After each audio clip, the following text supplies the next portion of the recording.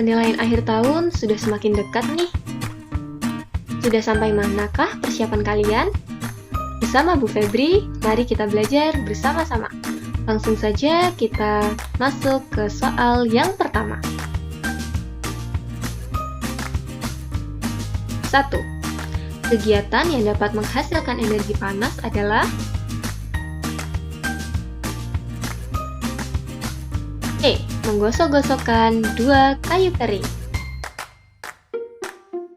2. Perbedaan suhu dan kalor adalah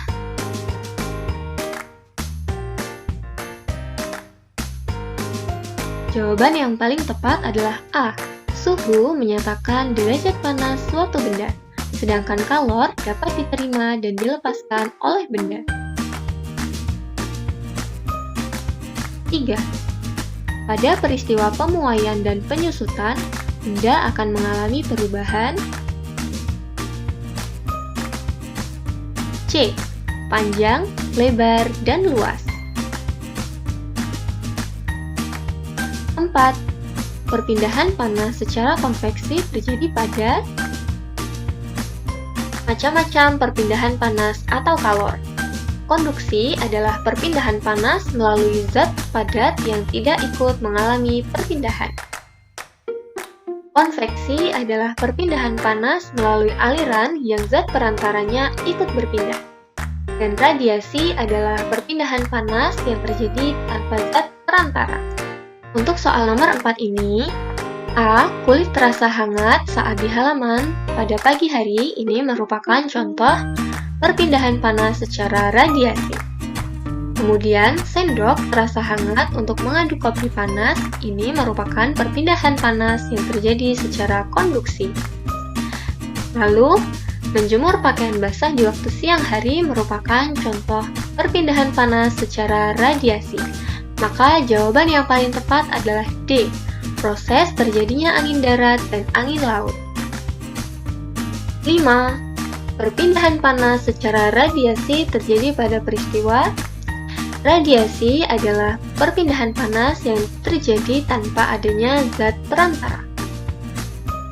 Nah, untuk yang A, merebus air merupakan contoh perpindahan panas secara konveksi. Menggoreng ikan juga merupakan salah satu contoh perpindahan panas secara konveksi. C adalah jawaban yang tepat, karena dalam proses pembuatan garam membutuhkan panas dari sinar matahari agar garam dapat mengkristal. Sedangkan D, menyuling air merupakan salah satu perpindahan panas yang terjadi secara konveksi. 6. Perpindahan panas secara konduksi terjadi pada konduksi adalah perpindahan panas melalui zat padat yang tidak ikut mengalami perpindahan.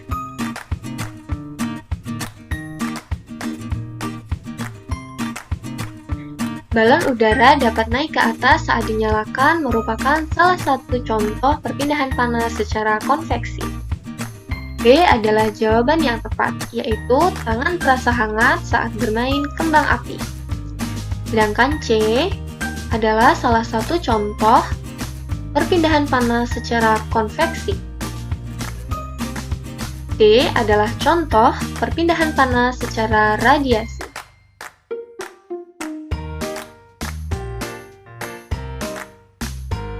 7. Yang termasuk bahan konduktor panas adalah hal yang perlu kalian ingat, konduktor adalah benda yang bisa menghantarkan panas dengan baik atau dengan cepat.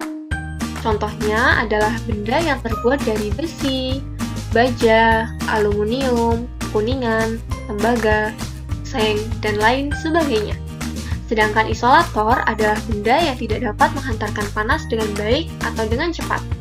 Contohnya adalah benda yang terbuat dari kayu, plastik, styrofoam, dan lain sebagainya. Maka jawaban yang paling tepat adalah yang A, besi dan tembaga. Besi dan tembaga adalah bahan konduktor panas, sedangkan karet, kayu, dan kertas merupakan bahan isolator panas. 8. Yang termasuk bahan isolator adalah bahan yang sukar atau sulit menghantarkan panas dengan baik atau dengan cepat. Maka jawaban yang paling tepat adalah B. Karet dan plastik. 9. Perhatikan gambar berikut ini. Terdapat gambar setrika arang dan juga panci. Isolator panas pada gambar di samping ditunjukkan pada huruf. Jawaban yang paling tepat adalah C, P, dan R. 10. Sifat-sifat benda cair adalah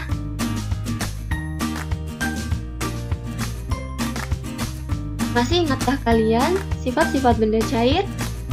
Yang pertama, volume tetap. Yang kedua, bentuknya berubah-ubah.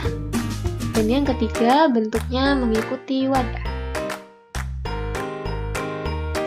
Maka jawaban yang paling tepat adalah A.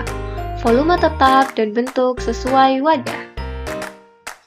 11. Sumber energi panas yang terbesar di alam adalah matahari. 12. Perpindahan panas matahari sampai ke bumi melalui radiasi.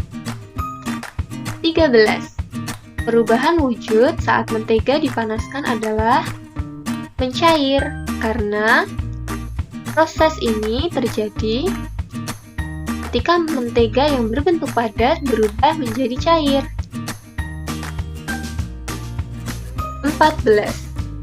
Peristiwa perubahan wujud saat bensin dibiarkan di udara terbuka adalah penguapan, yaitu proses terjadinya perubahan zat cair menjadi uap. 15.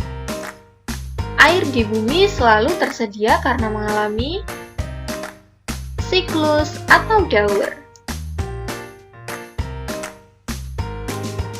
16. Pemasangan kabel listrik selalu dibuat mengendur. Mengapa demikian?